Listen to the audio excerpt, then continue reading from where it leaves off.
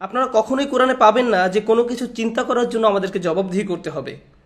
আপনারা হয়তো আগেই জেনেছেন যে আমাদের কৃতকার্যের জন্য আমাদেরকে জবাব দিতে হবে, কিন্তু আপনি যদি কোনো কিছু চিন্তা করে থাকেন, আপনার মনে হয়তো কোনো খারাপ চিন্তা এসেছে, আপনি সেই অনুযায়ী কিছু করেননি, কিছুই করেননি, এটা শুধুমাত্র চিন্তা ছিল যা মাথায় এসেছিল, তাহলে আপনার কোনো দোষ নেই।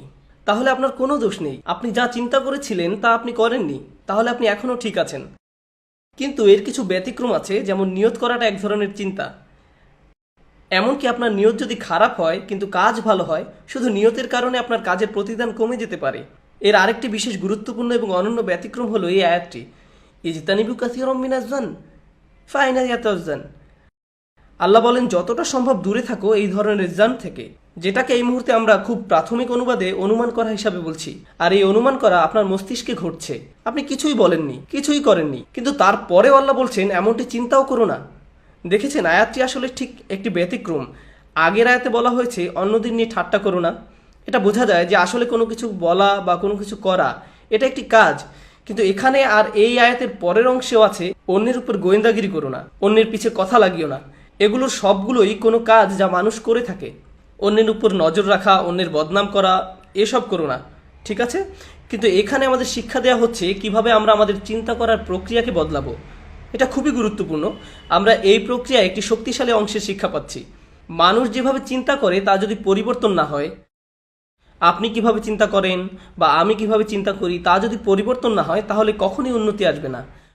সব কিছুই আরও খারাপের দিকে যাবে, সব কিছু আরও খারাপের দিকেই যাবে। আসলে আল্লাহ এর পরেই খারাপ পরিণতিগুলোর কথা উল্লেখ করেছেন।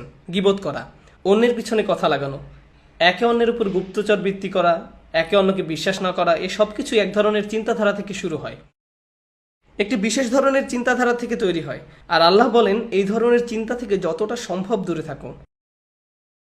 এতটুকু ছিল শুধু ইজতানিবু কাসীরাম মিনাজ যান এর সূচনা।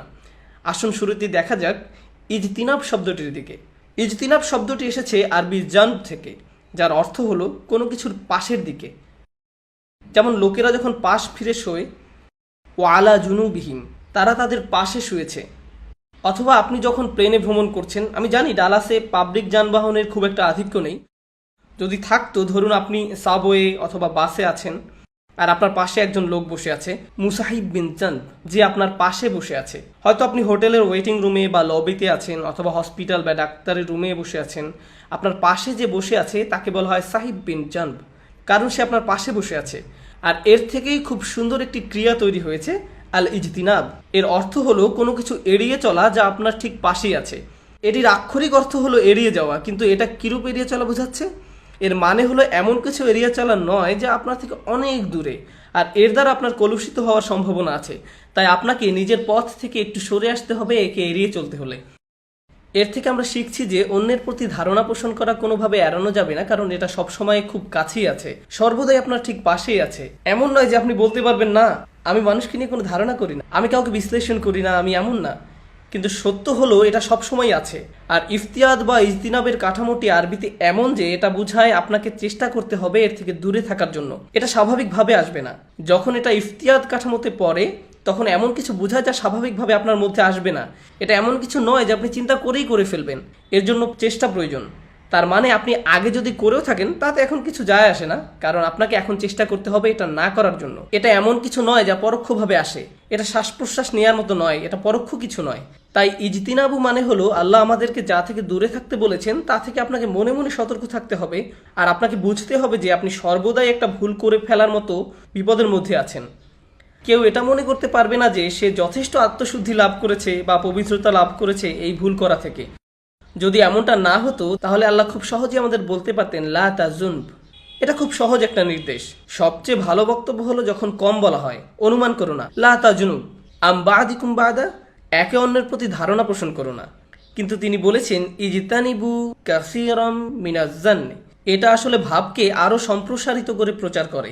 এটা শুধু অনুমান করো না, এর থেকে বেশি কিছু প্রকাশ করছে। এটা এড়িয়ে চলো, কারণ এটা সর্বদাই ঠিক তোমার পাশে থাকবে। এরপর তিনি যুক্ত করেছেন কাসীরন। এটাও খুবই আজব। যখন ইব্রাহিম আলাইহিস সালাম দোয়া করেছিলেন যে আমাদেরকে মূর্তি পূজা থেকে বিরত রাখুন, তিনি কিন্তু কাসীরন শব্দটি যুক্ত করেননি। আমাকে এবং আমার বংশধরদেরকে মূর্তি পূজা থেকে বিরত রাখুন, তিনি এমনটা বলেননি। ওয়াজতানিবুত তাগুত ইয়ামুরুনা সুবহানাহু ওয়া তাআলা ইয়াজ ওয়াজতানিবুত তাগুত, লাম ইয়াকুল আজতানিবু কাসীরান মিনাত তাগুত, তিনি বলেন ইজতানিবু কাসীরান। এমনকি সেখানেও তিনি বলেছেন আত তাগুত, মিনাত তাগুত বলেননি। আর এখানে বলা হয়েছে মিনাজ্জান, যেটা এর অর্থকে আরো বেশি গুরুত্বপূর্ণ করে তোলে। মানে এটা আপনার এতই কাছে যে একে ঠেলে দূরে সরিয়ে রাখতে হবে এবং এটা আপনাকে অনেকবার করতে হবে। সত্যি বলতে আমাদের প্রতিটি কথোপকথনই অন্যের প্রতি একটা ভ্রান্ত ধারণা তৈরি করার সম্ভাবনা রয়েছে। আপনাকে অবশ্যই এটা নিয়ে অনেক চিন্তা করতে হবে। আমাদেরকে আরও সতর্ক হতে হবে যদি আমরা এই নির্দেশ মেনে চলতে চাই।